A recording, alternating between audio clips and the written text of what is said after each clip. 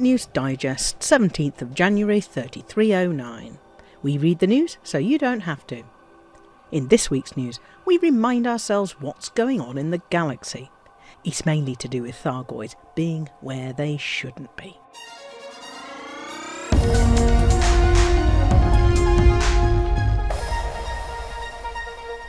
What's going on in the galaxy? Well, there's the small matter of the war against alien invaders. 2 weeks into 3309, the war against the Thargoids in the southern end of the bubble continues, with Thargoids controlling 454 systems, which is around 1 in 50 of the systems in the bubble. It's not easy to be sure how the war is going, but it's certainly not a walkover for the Thargoids. They're having to fight hard to gain ground.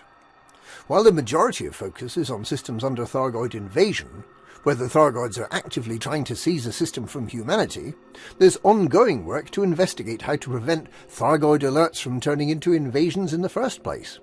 And, encouragingly, Commanders Iturbio and OLK-A of Cannon and Reforge Aegis are making good progress recovering the Hyades Sector EQ-0 B6-3 system from Thargoid control. Their investigations show that it's far easier to win back uninhabited systems that are far away from their controlling maelstrom, and that the most efficient way to do it is to drop to normal space and wait for the Thargoids to turn up. Destroying a few thousand scouts in a week can be enough to win the system back. There doesn't seem to be any great benefit in also taking on any interceptors that drop in to see what's happening, so it's easier to fly away from the interceptor surrounded by a swarm of scouts that are just begging to be popped. The new enhanced anti-Xeno weapons have lowered the barrier for those wanting to join in holding back the alien menace, and Azimuth Biotech has promised that it'll soon launch an initiative to build stabilizer modules that'll allow up to 6 anti-Xeno weapons to be fitted to the same ship. Meanwhile, Thargoid whisperer Xiaojin I has headed off to locations unknown on a mission to get even with the allegedly deceased one-time head of Azimuth, Dr. Caleb Wycherley, also known as the evil vivisectionist Salvation. And the prismatic princess Aisling Duval is positively begging the Emperor to get behind a reformed Aegis, the one-time tri-superpower agency that gave us the very first anti-Xeno weapons, the ones recently enhanced by engineers Liz Ryder and Zachariah Nemo. One-time Director of Research at Aegis, Imperial citizen Professor Albert Esro would of course love to see Aegis reinstated as the focal point of humanity's struggle against the Thargoid invasion, and the idea already has support in the Alliance and Federation from a diverse selection of influential leaders such as Shadow President Winters, Ambassador Isolde Rochester, Deputy Prime Minister Angela Corcoran and Admiral Rachel Ziegler. Engineers Ramtar and Professor Palin have been working with Tesro on the puzzles of the unclassified relics, or relics, and on trying to understand what the now departed Xiaojin I can tell us about Thargoid motivations and intentions. All they've made public so far is that the Thargoids have a definite achievable goal in what they're doing. It would be immensely helpful if we knew what it was. Federal President Hudson has helpfully pardoned Admiral Aidan Tanner, who was formerly the military liaison at Aegis. Tanner had been convicted of military insubordination after trying to prove that Salvation was up to no good.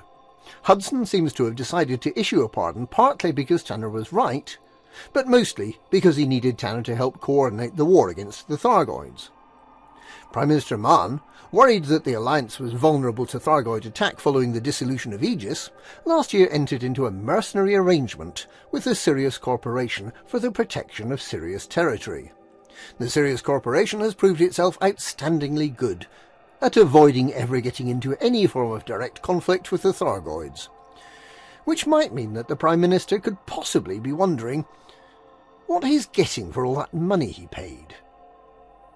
Neither Hudson nor Mann have yet committed themselves to the idea of reforming Aegis, but the major stumbling block is Emperor Arissa Lavigne Duval, who seems to think that the plucky little empire, going it alone, can somehow fight off the Thargoids from Imperial systems and let the rest of the bubble burn, and that the Thargoids will care, or even know, how Imperial meatbags are different from Alliance, Federal or Independent meatbags.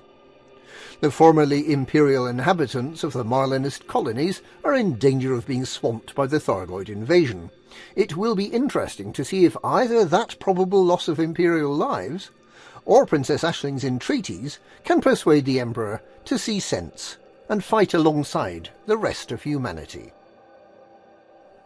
The Thargoid War has been raging for less than 2 months, but it has changed everything. Normal commerce continues, of course. There are mining operations and there are internecine conflicts. Explorers continue to explore, and exobiologists make insane amounts by scanning space cabbages.